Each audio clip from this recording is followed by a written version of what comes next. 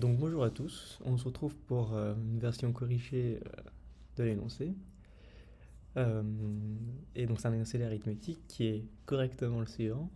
Il s'agit de montrer que pour un tout entier k, on peut trouver une décomposition de la forme plus ou moins 1 au carré, plus ou moins 2 au carré, jusqu'à plus ou moins m au carré, pour des choix convenables de m, donc l'entier où on s'arrête, et des signes. La question après c'est de savoir si cette écriture est unique.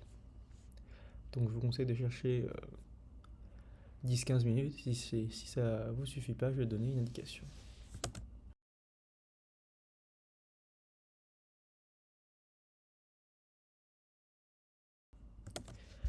Donc l'indication, comme dans ce genre d'exercice, pour trouver des décompositions en général, le plus simple c'est de décomposer le problème en un problème plus simple.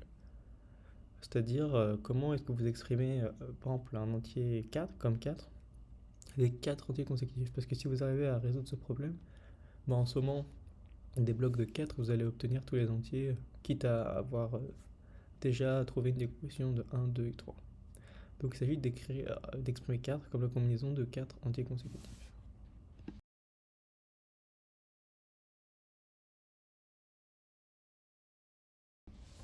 Donc je vais donner ma solution.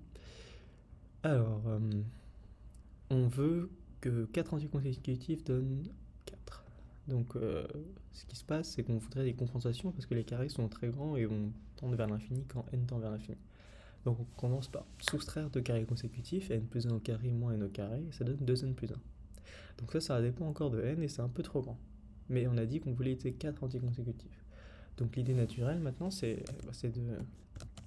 de soustraire ce qu'on obtient avec les deux entiers suivants, donc n plus 3 au carré moins n plus 2 au carré moins n plus 1 au carré plus n au carré égale 2n plus 5 moins 2n plus 1 et ça fait 4. Donc ce qu'on a montré, c'est que pour n'importe quel 4 entiers consécutifs, il y a un choix de signes qui vous donne 4. Et d'ailleurs, en fait, en changeant les signes, ça vous donne aussi moins 4. Donc maintenant, vous pouvez obtenir n'importe quel entier du moment où vous avez obtenu 1, 2 ou 3. Parce qu'à partir du moment où vous avez 1, 2 ou 3, vous sommez suffisamment de fois 4 ou suffisamment de fois moins 4 et vous obtenez ce que vous voulez.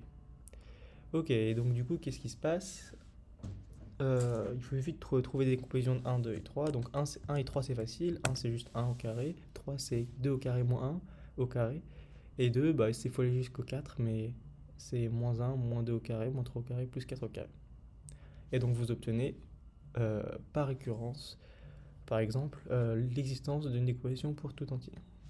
Pour ce qui est de l'unicité, en fait c'est pas vrai, parce que comme je l'ai dit, n'importe quel 4 entiers consécutifs donne 4, si vous choisissez bien les signes, ou donne moins 4. Donc en particulier, n'importe quel bloc de 8 entiers donne 4 moins 4, ce qui donne 0. Donc en fait, vous pouvez toujours rajouter 8 entiers dans la décomposition avec des signes bien choisis sans changer la somme. Et donc ça vous donne en fait une infinité de décompositions.